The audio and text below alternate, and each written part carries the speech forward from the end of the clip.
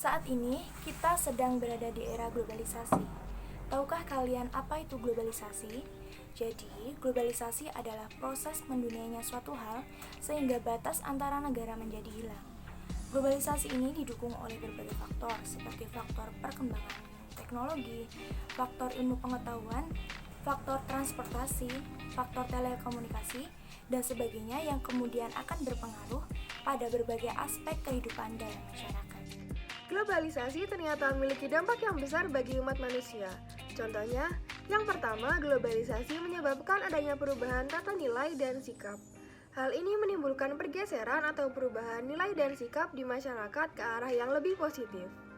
Yang kedua, globalisasi menyebabkan berkembangnya ilmu pengetahuan dan teknologi, sehingga umat manusia bisa menciptakan ilmu pengetahuan dan teknologi yang jauh lebih modern dan semakin mudah digunakan oleh masyarakat. Kemudian yang ketiga, globalisasi dapat meningkatkan taraf kehidupan masyarakat Indonesia. Hal tersebut karena dengan adanya globalisasi, lapangan pekerjaan di Indonesia terbuka semakin luas. Selanjutnya, dampak yang keempat adalah meluasnya pasar perdagangan luar negeri. Hal ini dapat membuka kesempatan bagi bangsa Indonesia untuk meningkatkan taraf perekonomiannya. Meskipun globalisasi memiliki banyak dampak positif bagi kehidupan manusia, namun apabila globalisasi tidak dihadapi dengan bijaksana, maka globalisasi dapat berdampak negatif. Contohnya yang pertama yaitu adanya pergeseran nilai. Pergeseran nilai ini disebabkan oleh kuatnya pengaruh budaya asing di Indonesia, sehingga mengubah kehidupan masyarakat yang menerimanya. Dan yang kedua yaitu perubahan gaya hidup. Contohnya yaitu gaya hidup konsumtif, dan sikap individualis atau mementingkan diri sendiri, dan selain itu perubahan gaya hidup juga mencakup cara berpakaian dan pola pikir. Kemudian, dampak negatif yang ketiga adalah timbulnya penyalahgunaan internet seperti cyberbullying. Cyberbullying sendiri adalah istilah yang menggambarkan intimidasi menggunakan internet. Kerugian ini dapat dianggap sebagai salah satu efek negatif paling jahat dari internet. Selanjutnya ada membuang-buang waktu. Banyak anak remaja dan kaum milenial yang menghabiskan sebagian besar waktunya hanya untuk menonton film, berselancar di internet, dan bermain game daripada memanfaatkan waktunya untuk belajar atau melakukan kegiatan bermanfaat lainnya.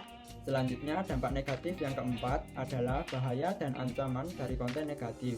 Salah satu bentuknya adalah kejahatan yang dilakukan kepada seseorang dengan sarana internet di dunia maya yang bersifat buruk dan menyimpang, seperti pornografi.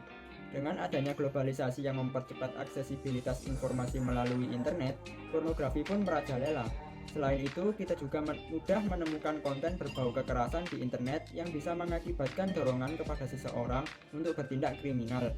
Apalagi para remaja di masa sekolah yang masih awam yang keingintahuannya sangat tinggi.